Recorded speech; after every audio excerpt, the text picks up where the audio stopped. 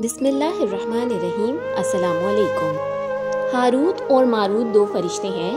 ان دونوں کا ذکر قرآن پاک کی دوسری سورہ یعنی سورہ بقرہ کی آیت نمبر 102 میں آیا ہے۔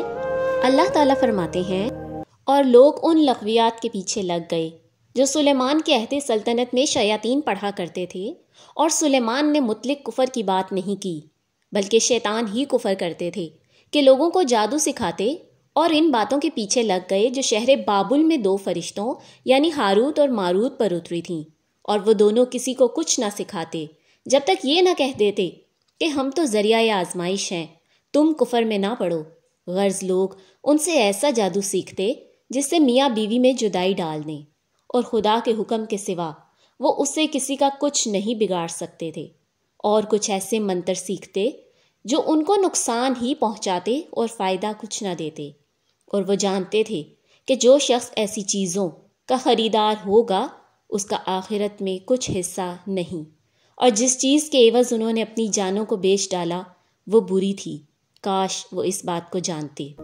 قرآن کی ان آیات کے مطابق ہاروت اور ماروت زمین پر لوگوں کو جادو سکھانے کے کبیرہ گناہ میں مبتلا تھے۔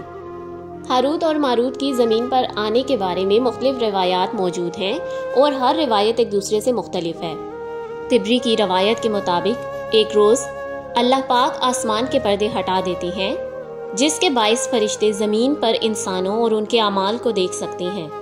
فرشتے انسان کی نافرمانی اور اس کے اعمال کو دیکھ کر حیران رہ جاتے ہیں۔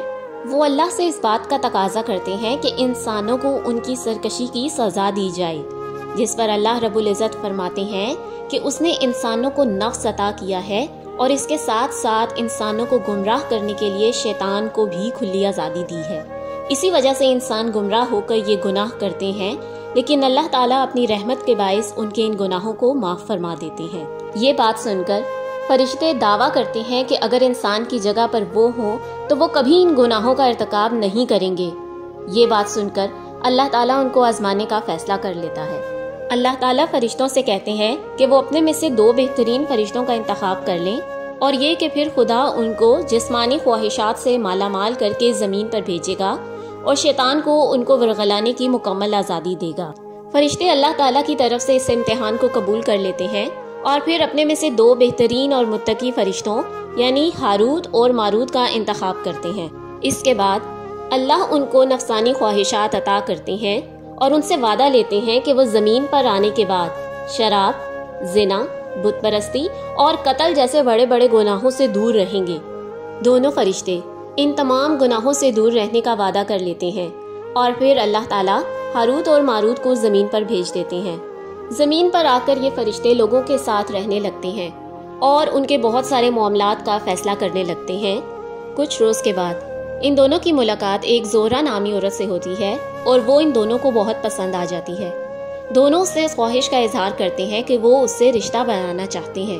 زہرہ ان فرشتوں سے کہتی ہے کہ اگر وہ اس کے دین میں داخل ہو کر اس کے بتوں کو پوجنے لگیں تو پھر ان کے درمیان کوئی رشتہ بن سکتا ہے۔ فرشتے شرک اور بت پرستی کرنے سے انکار کر دیتے ہیں۔ کچھ روز کے بعد فرشتوں کی ملاقات اس عورت سے دوبارہ ہوتی ہے۔ اس بار وہ انہیں پینے کے لیے شراب پیش کرتی ہے۔ فرشتوں کا خیال ہوتا ہے کہ شراب پینا شرک کرنے سے چھوٹا گناہ ہے، اور یہ اتنا نقصان دہ نہیں ہو سکتا، لہٰذا وہ اس کی اس پیشکش کو قبول کرتے ہوئے شراب پی لیتے ہیں، اور پھر شراب کے نشے میں گم ہو کر وہ اس سے زنا کر بیٹھتے ہیں۔ جب انہیں احساس ہوتا ہے کہ انہیں یہ گناہ کرتے ہوئے کوئی دیکھ چکا ہے تو وہ اپنا گواہ ختم کرنے کے لیے اس انسان کا قتل بھی کر دیتے ہیں۔ ایسے اپنی نفسانی خواہشات کے ہاتھوں مجبور ہو کر اور شیطان کے بہکاوے میں آ کر فرشتے وہ تمام گناہ کر بیٹھتے ہیں جس کے لیے وہ انسانوں کو دوش دے رہے تھے اور ان کے لیے عذاب کا مطالبہ کر رہے تھے۔ فرشتوں کے ان گناہوں کے باعث ان کا رابطہ آسمان سے منقطع ہو جاتا ہے۔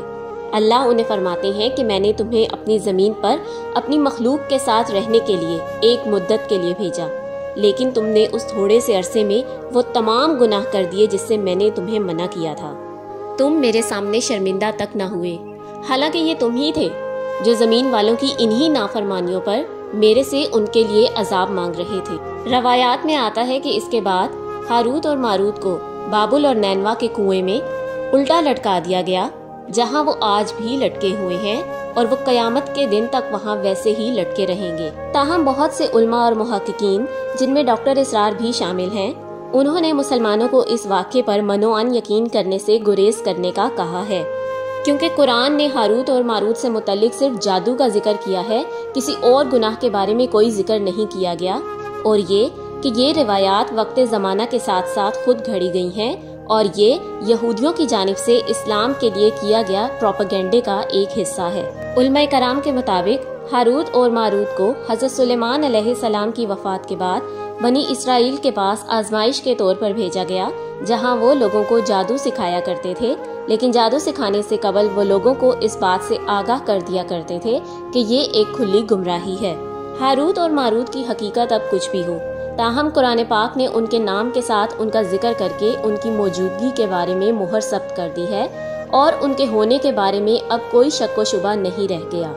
Please like my videos and subscribe to my channel. Thank you.